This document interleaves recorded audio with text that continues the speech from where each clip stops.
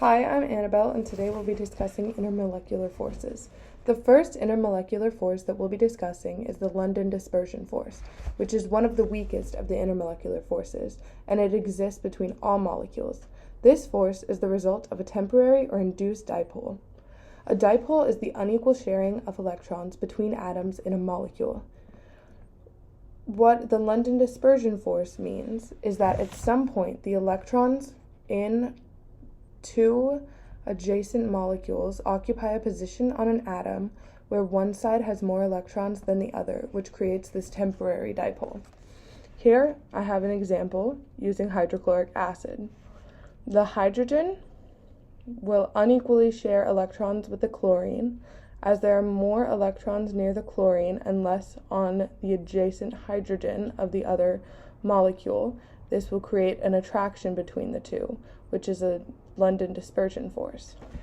The second intermolecular force that we'll be discussing is a dipole-dipole interaction, which occurs when a partially negative charged part of a molecule interacts with the partially positive charged part of a neighboring molecule. In order for the attraction to occur, ions must be partially charged. For our example, again, we will be using hydrochloric acid. The hydrogen is partially positively charged, while the chlorine is negatively charged, creating a dipole. This negative end of the dipole is attracted to the positive end of another hydrochloric acid molecule and its positive end of a dipole. This dipole and this dipole interact, creating a dipole-dipole interaction, which is another intermolecular force. The third and final intermolecular force that we'll be discussing is hydrogen bonding. It's a special kind of interaction that only occurs between a hydrogen atom and either an oxygen, fluorine, or nitrogen.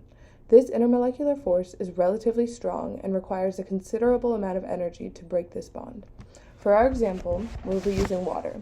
The hydrogen of one water molecule is attracted to the oxygen of another water molecule, resulting in a hydrogen bond.